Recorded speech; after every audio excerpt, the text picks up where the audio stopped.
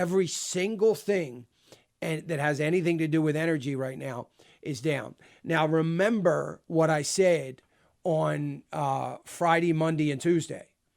You know, what I said was really demand is going up. And the only demand that could be going up, and I said this, I know I said it pretty clear yesterday, demand's going up on gasoline. Of course it is. There are more people driving last week and this week than there were in the previous 6 weeks. I get that. I know that. That is demand. And that people are going, they're burning through gasoline. That is a good thing for oil companies. It means refineries are pulling down crude oil. That means inventories are opening up a little bit.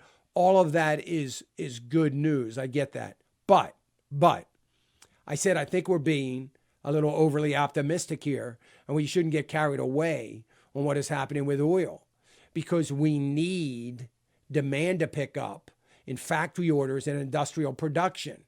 When we start to see industrial production pick up around the globe, not just here in America, because it is a global market, but we see that happening, that's what's really, really important. And I haven't seen that happening.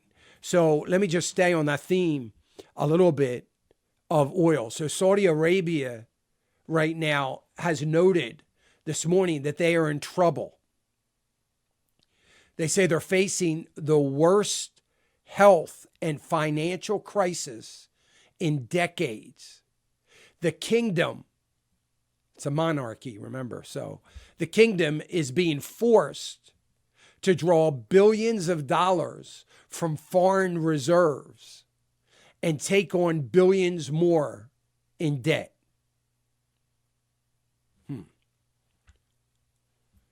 So this is Saudi Arabia that decided some 8 weeks ago, I guess it's longer than that now, some 8 weeks ago, along with Russia, that they were going to bring the U.S. oil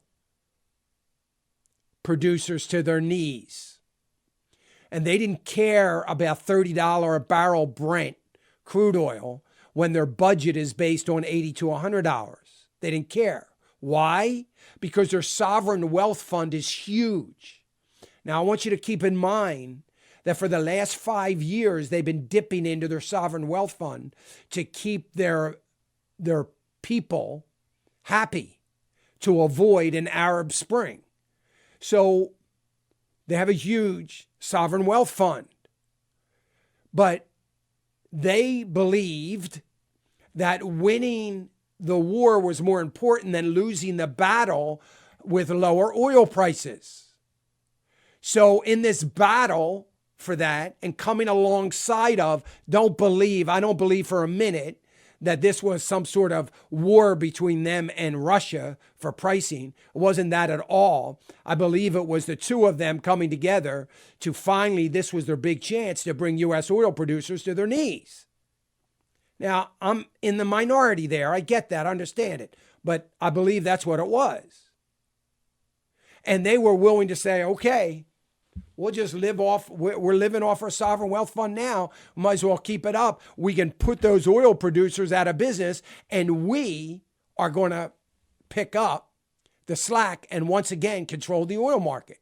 Do you know in Louisiana, if you live in Louisiana, you know this. So I'm listening to the mayor of, no, it wasn't the mayor. It was the governor of New Orleans speaking he was talking primarily about New Orleans. And as you know, or maybe you don't know, New Orleans houses a lot of oil producing corporate headquarters and businesses there, particularly the offshore guys in Louisiana. 50% they are expecting now. This was as of last night. They're expecting 50% of those oil companies, those oil producers, to be filing for bankruptcy. Saudi Arabia. If you're one of the princes, you're saying mission accomplished. Hey, remember to click the subscribe button right here on the screen. And don't forget to hit the notification bell so you'll be notified when new content is added. And more importantly than anything, you don't want to miss all 3 live hours of Financial Issues every day from 9 to noon. And you can watch it on FISM.tv. That's FISM.tv.